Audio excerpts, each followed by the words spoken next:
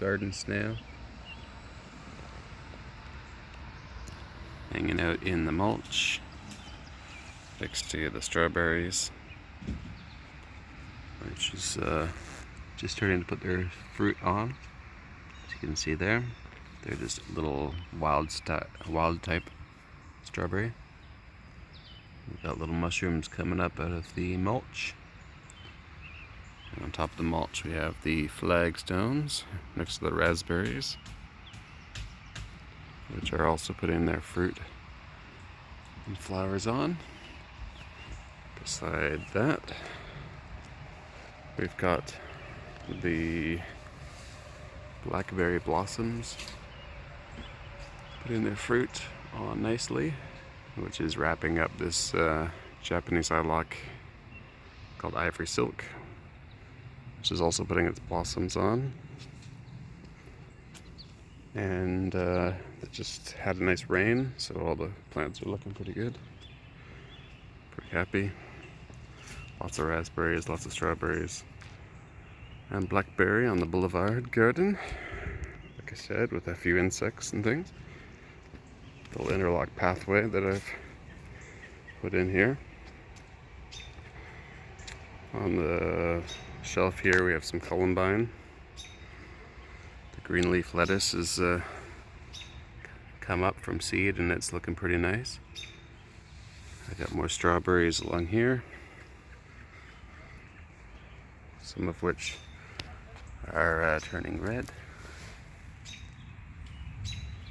On the next level up we've got a little bit of parsley, a little bit of garlic, and all that is asparagus starting to grow up. The next rung beyond that is a little bit more parsley and mint. The mint continues on through here. We've got some more parsley coming. This is a lettuce seed coming up. This is a fennel, like a perennial fennel. I believe this one is the echinacea. This one is a gomi berry, which is a new one for me, a red gem gomi. I'm trying it out. Another lettuce has come up from seed. This one I think is Good King Henry, I believe it was called. This is a perennial spinach. Got more strawberries up here. More mint on this level. We've taken out the forget-me-nots and put this red Russian kale in their place. So there's columbine, more lettuce, and then the red Russian kale in between every one of the columbine. There's 20 of them.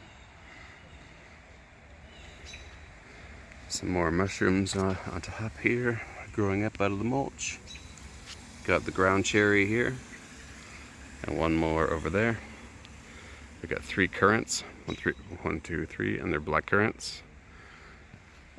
More columbine around the top. This is a peach tree, which is starting to put on its leaves finally. 3 lavender plants. I missed that one there. One there, here, sorry. And one over here. 2 Spanish types, and this is the French type. Spanish type apparently won't really survive the winter, so we'll see if maybe I'll bury it. Anyway, this is all strawberry pathway as well. Turning around, this garden is the driest garden. You might be able to see now that it's rained. The eaves trough makes all this dry, so this is the only really wet area. So I'll have to think about how to best suit that. The rainwater tank's working great. It's overflowing. The overflow fills up, goes into this pipe here, and it goes into the sub-irrigated reservoir of each garden. The cap I actually left on, and I thought it would be okay, but it wasn't, and so all of the gardens actually flooded this morning. And that's why I finally took off the cap, and then all of this just went whoosh and flooded out this pipe, and that's why it's as full as it possibly can be right now.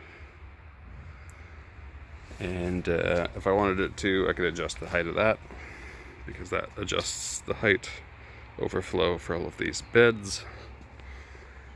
And then I can have all of these plants be self-watering, like this tomato that's getting pretty big already. Bunch of other little things. This is a cherry tomato seed, came up from its own.